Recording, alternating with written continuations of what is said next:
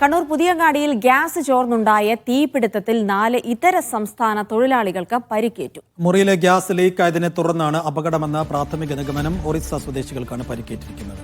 ഷഫീഖ് നസ്രുള്ള വിവരങ്ങൾ നൽകും. ഷഫീഖ്, ഗ്യാസ് ലീക്കായതാണ്, അത് അറിയാൻ പറ്റിയില്ല എന്ന് തോന്നുന്നു. എന്താണ് സംഭവിച്ചത്? പരിക്ക് എത്രത്തോളം ഗുരുതരമാണ്?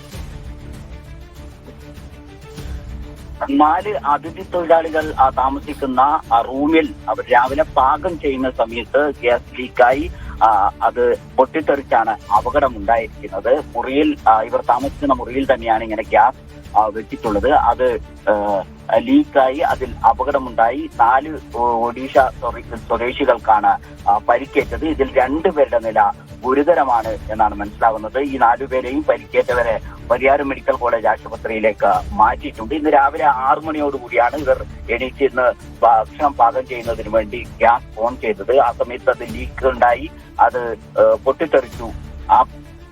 4 ഒഡീഷ സ്വദേശികൾക്ക് പരിക്കേറ്റത്. അതിൽ 2 പേരുടെ നില ഗുരുതരമാണ്. ഇവർ കടപ്പുറത്ത് മത്സ്യത്തൊഴിലാളികളാണ്. അതുമായി ബന്ധപ്പെട്ടാണ് ഇവിടെ എത്തിയിട്ടുള്ളത്. ആ തൊഴിലെടുക്കലിനിടയിൽ രാവിലെയാണ് ഇത്തരത്തിൽ ദാരുണമായ ഒരു സംഭവം നടന്നത്. 2 പേരുടെ നില ഗുരുതരമായി തന്നെ തുടരുകയാണ്.